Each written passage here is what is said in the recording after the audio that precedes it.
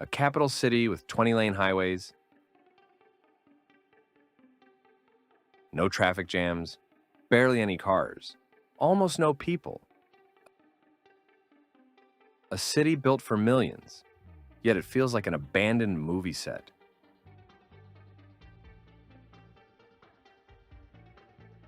In central Myanmar, on previously empty land, one of the strangest capitals in the world was built from scratch.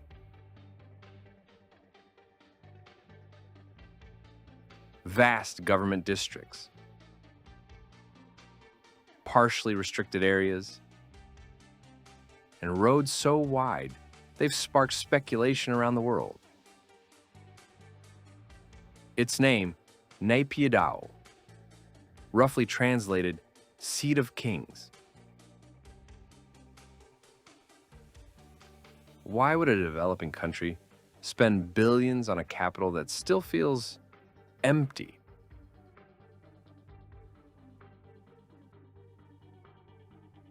Was it long-term planning, fear, or a system designed very differently from what we expect a city to be? Because this city may not have been built for people at all.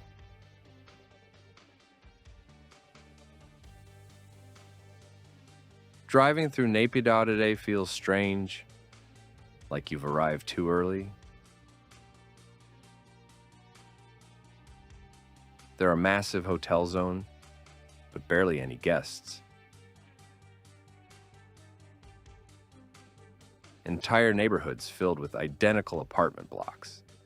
Many windows dark at night. And roads where you can drive for minutes without seeing a single car. Then you start to notice something else. This city isn't unfinished. It's intentional. Naypyidaw is strictly planned. A hotel zone, a government zone, a military zone, a diplomatic zone, and residential areas, in some cases organized by rank. This isn't a city that grew over time. It's a system. Government buildings are miles apart. You don't walk between them. You drive. And then there are the roads, up to 20 lanes wide. So empty they almost feel unreal. You can be driving on a road wider than most highways and see maybe one or two vehicles in the distance. No congestion, no noise, no sense of urgency. Just asphalt, heat, and space. For many visitors, this is the moment curiosity turns into confusion. Because the city works, but it doesn't feel alive.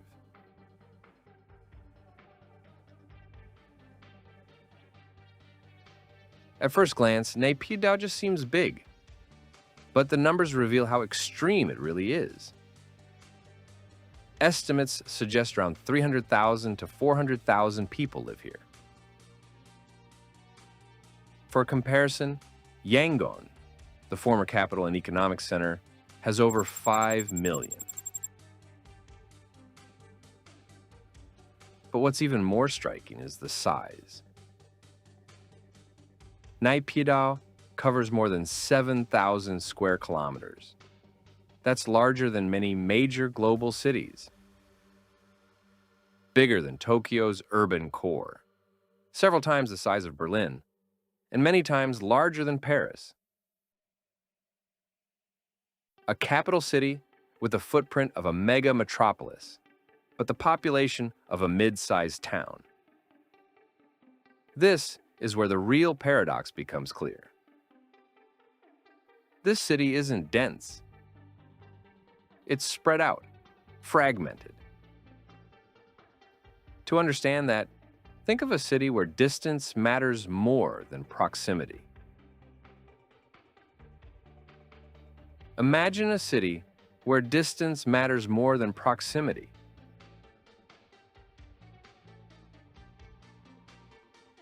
Where you don't just walk to places, you almost always have to drive.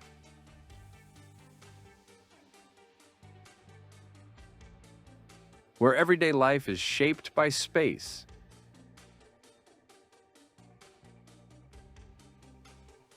That changes everything. How people move, how they meet, how the city feels.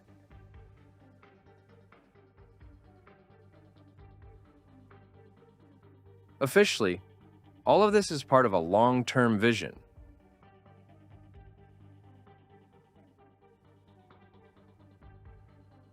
A capital designed for future growth.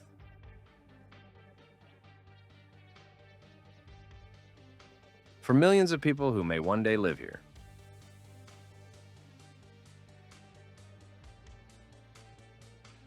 Wide roads, large distances.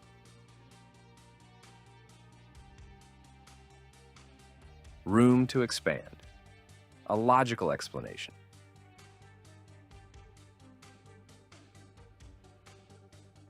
But this is also where the questions begin.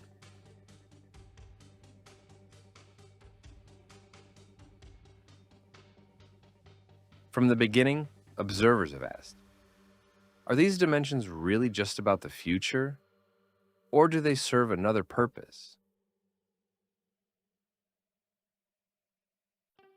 The roads are far wider than what current traffic would ever require.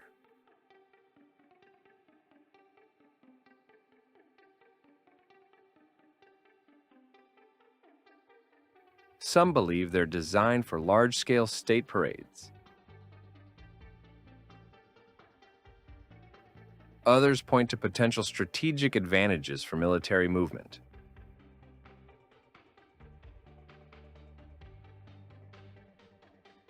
There's no official confirmation of that.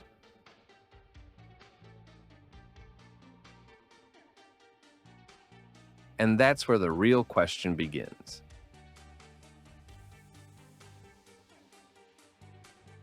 And it doesn't match what most people expect from a capital city. Still, the most unusual part isn't the size. It's how fast everything happened.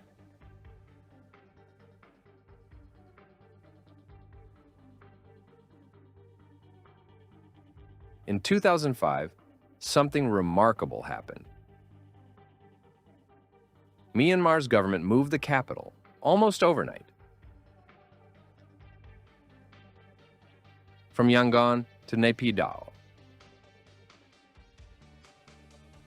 Entire ministries relocated. Civil servants were told to move immediately, in some cases leaving their families behind at first.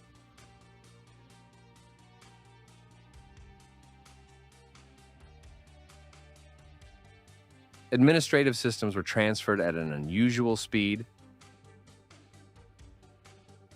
The official reasons: a more central location, better control, improved security, and geographically, that's true. Naypyidaw sits closer to the center of the country. But to many observers, the move felt abrupt, almost defensive. A capital farther inland. Harder to access, easier to control.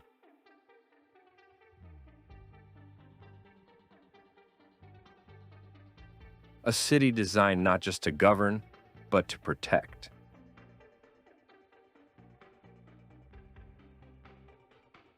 Compared to most major cities, Naypyidaw is missing something fundamental. A center.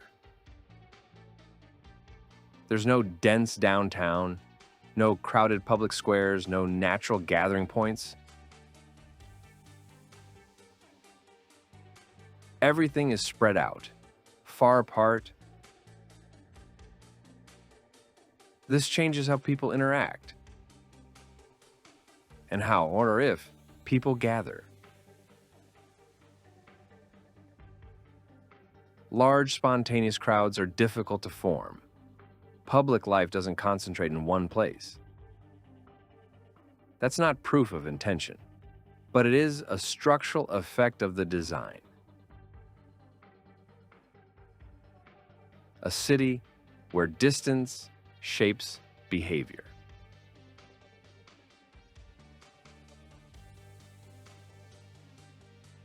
Since 2021, Myanmar has faced ongoing political tensions. In many parts of the country, conflict has intensified. And Naypyidaw remains relatively calm.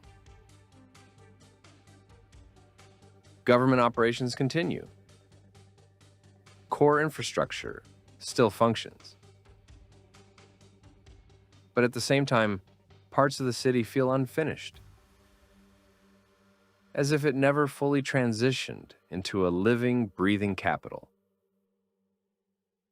Then, in 2025, a major earthquake hits central Myanmar.